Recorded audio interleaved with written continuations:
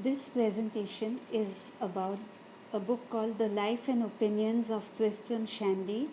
It's a book by Laurence Sterne, and it is a novel in 9 volumes which Sterne wrote over 7 years from 1759 to 1766.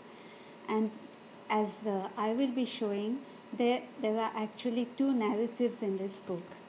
Now, the first level is that it is a narrative about the Shandy family.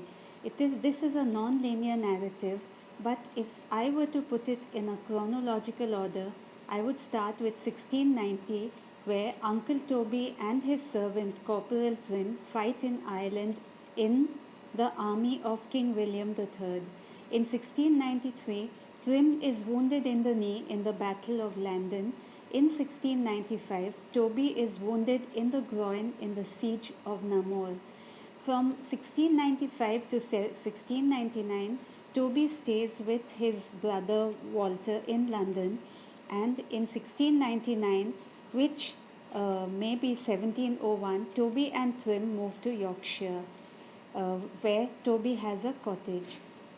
In 1706, there's the death of Lieutenant Lefevre, and Toby adopts his son. And in 1713, you have the Peace of Utrecht, then also followed by the demolition of Dunkirk. Walter and Elizabeth move to Yorkshire, and Toby begins his courtship of the widow Wadman.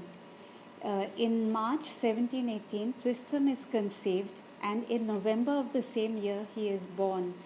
After this, we have Bobby's death, where the year is not specifically mentioned. In 1723, we have Tristram's accident with the window sash, and following which he is put into breeches. There's another incident which is not dated, that is Tristram's grand tour of Europe with Walter, Toby, Obadiah, and Trim. And in 1749, you have the death of Yorick. So those are the events related to the narrative of the Shandys, and it is non-linear because he leaves them midway, he comes back to them again. He sometimes starts with the end, and then he comes to the beginning, then he goes to the middle.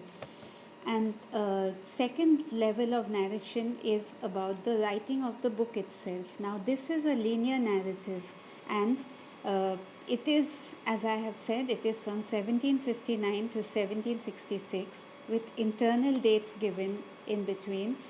The present tense is mostly used, and Sterne discusses the writing, announcing what he will do, going on to make digressions, discussing the digressions, and commenting on the writing, commenting on the readers as well.